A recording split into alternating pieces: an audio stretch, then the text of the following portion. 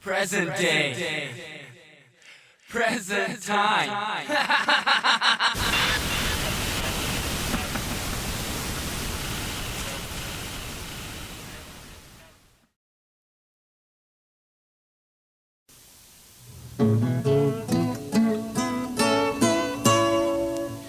Welcome to FME Reports, a pre-recorded public affairs presentation of Family Radio News. Good day, John Ruvik here with you on this program, heard 3 times a day and 5 days a week. Our guest today, a familiar name to many of you, I'm sure. He's heard weekday mornings and weekday afternoons here at Family Radio. Joe Nolan giving us shadow traffic updates, getting you commuters to and from work each morning. Thanks, Joe, for being here today. Thank you. A lot of people think, a lot of listeners that I talk to think you're up in a helicopter. No. I'd never do that. No, we're on the ground. We're in Union, New Jersey. We have aircraft up in the air. We have, I believe it's 7 aircraft and about 15 ground units, patrol cars, that are all on two-way radio, and it all comes into Union. And it's done then. It's all brought together and put into a computer, and then it's put out to all the other reporters, and then we go out to 55 radio stations in the New York metropolitan area. Right, and that's another misunderstanding that some listeners might have. Shadow traffic by no means is something that's exclusive to Family Radio listeners. Joe reports not only for us, but for a number of other radio stations, so you keep quite busy. How many reports do you do in the morning? Oh, they come about every 3 minutes. I never count. There's probably about 50, 55. I do, other than this station, I do 4 others in the morning. And in the afternoon, I do 3 others besides FME. So I'm busy. When you call me, sometimes I have to put you down for 5 minutes at a time, especially when things are busy. Some of the stations will want you to go 2-3 minutes even of traffic. So sometimes I don't even get to breathe.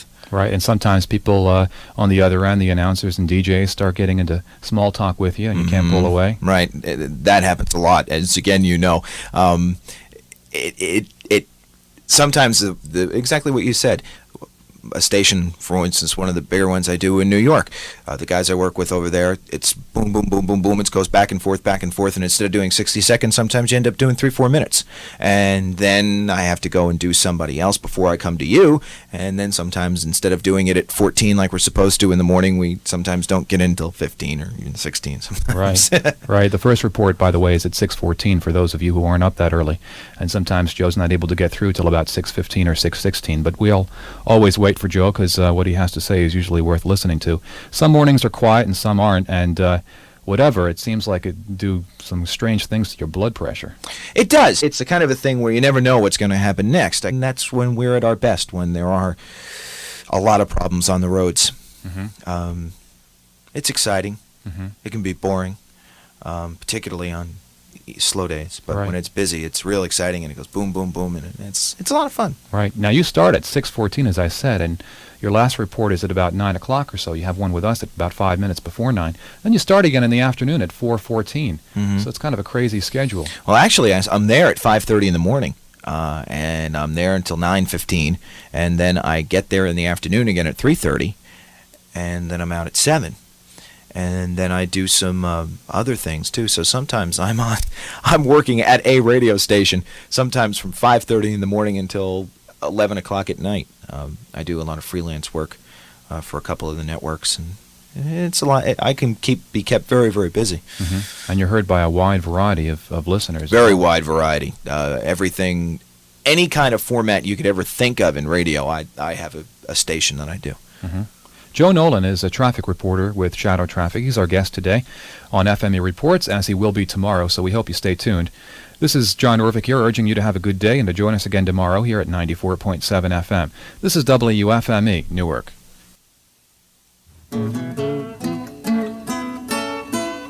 Welcome. FME Reports, the program, and maybe you were around yesterday and heard that our guest for the next couple of programs, and yesterday as well, was Joe Nolan.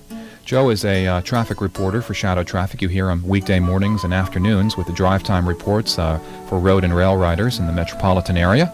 And we got a little information from Joe yesterday on how those reports are put together and how long he's been there and such. Now, you went to Seton Hall, right, and came right from Seton Hall into this? Yeah, I was at Seton Hall University. I left there in 1980, One, while I was at Seton Hall, however, I worked at 3 other little radio stations, very small radio, like daytime 500-watt types in New Jersey, which was a lot of fun working at them. But it was a kind of a thing where it was this brand new thing that nobody had ever heard of before. I mean, shadow traffic. Who even heard 4 years ago today? If I had said to you shadow traffic, not unless you were from Philadelphia, you wouldn't have known what we were talking about. And now all of a sudden it's a household word, and it was a kind of a thing where, well, let's try it. Let's see what happens. What would have happened if it hadn't flown? I would have ended up back at those 500-watt daytimers. I had nothing to lose, so I figured why not. And 3 years later, it's taken off. Mm-hmm. Fred Feldman is a familiar name to a lot of people in the metropolitan area because he's done helicopter reports for a number of years. How exactly did he and others get this started?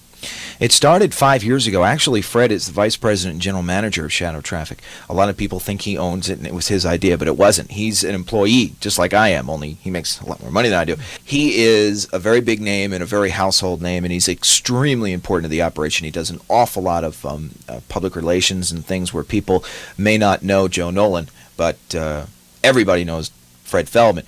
Freddie was flying for WOR in New York for years, 16 of them in the helicopter. He got the title Fearless Freddy. He used to fly around in snowstorms and blizzards and rainstorms and anything else. He'd put that ship up no matter what. And he had a heart attack about a year and a half before Shadow started, and he came out, and the FAA wouldn't let him fly anymore. And traffic was, the man's life. He really, really likes to try and get people around things and really tries to help people out as much as he can. And this thing came along with Shadow Traffic, and the guy in Philadelphia, Mike Lynette, who started it in 75, was coming up to New York and said, let's get Freddie. And that's how he started. The network started in 1975 in Philadelphia. It was a CB club, and they had a transit strike down there. And this gentleman who owns it, Mike Lynette, went to KYW radio in Philadelphia and said, look, we have these traffic reports that there's 5,000 people that fly around Philadelphia in their cars all talk to each other, because there was really no good traffic reporting service in Philadelphia, and they just talked to each other over the CB, and they decided to offer this to KYW. If you can imagine, in 1975, in the height of the CB craze, someone on a very professional radio station in Philadelphia coming on and saying, oh, breaker 19er, they did it in CB lingo, if you can imagine that. And then after the transit strike was over, they decided to keep this shadow CB club on the air.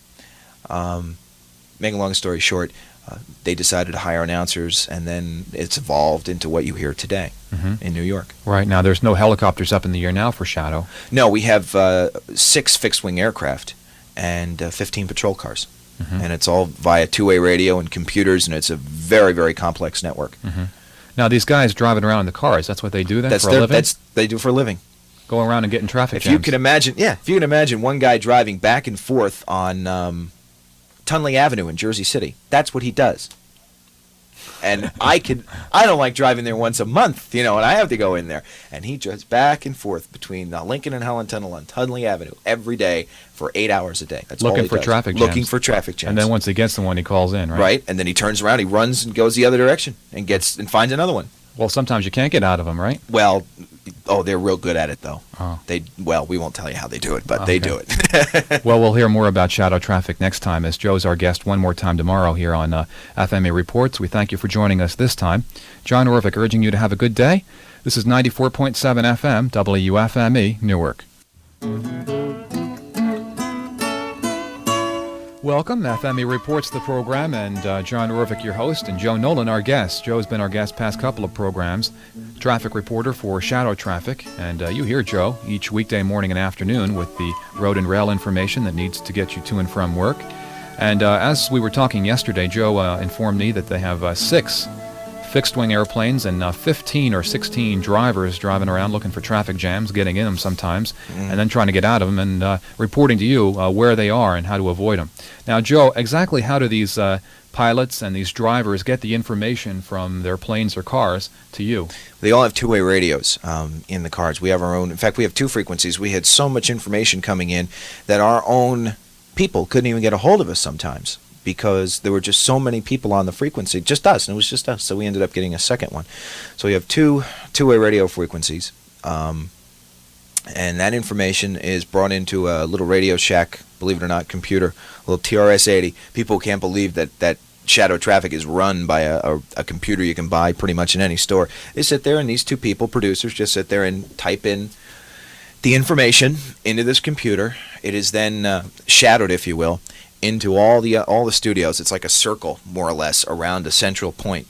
And each studio has these two screens, one with the 5-borough information plus the major approaches, and then there's another separate screen with just the suburban information of things that happen in West Orange and in Patchogue and in Norwalk. Things like that would go on the suburban. Things that happen in Jersey City or in Queens or in Brooklyn and Staten Island go on the Metro. I then write it, take it off this computer screen with a grease pencil onto a piece of plastic and write it down, and it's backlit so that I can, read it, and it's all very dark and all the lights are out and everything is all backlit and it's really neat. Mm-hmm. But then I just take it off of that and then I read it with you in the morning and someone who looks a lot nicer than you in the afternoon, Anita.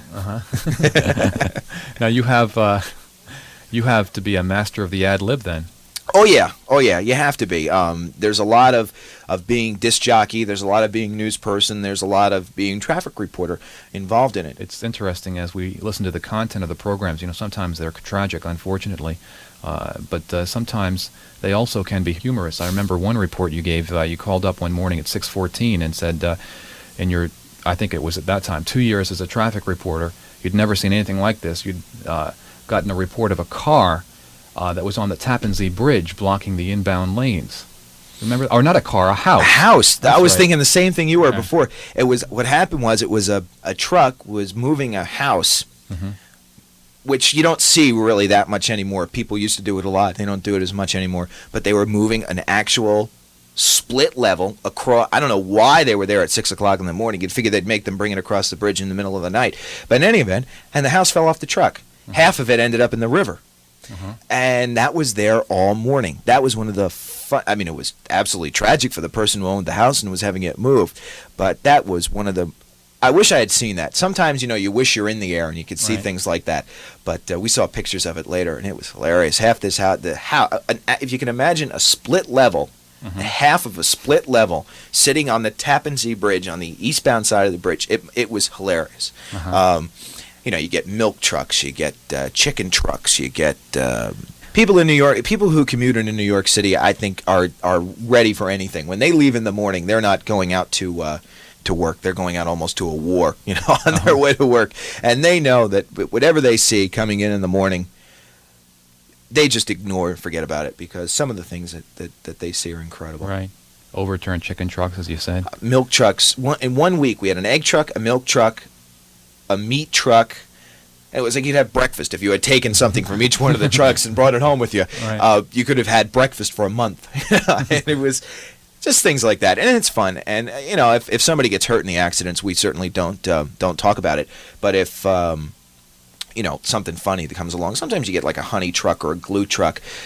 One time I remember a glue truck rolled over and split, and there was like 50,000 gallons of Elmer's glue on the roadway. But unfortunately, the driver in the truck was hurt, and we never. If somebody gets hurt in an accident, we don't make fun of it. However, if, everybody walked away, and there's a truck rolled over, and 50,000 gallons of Elmer's glue is on the road.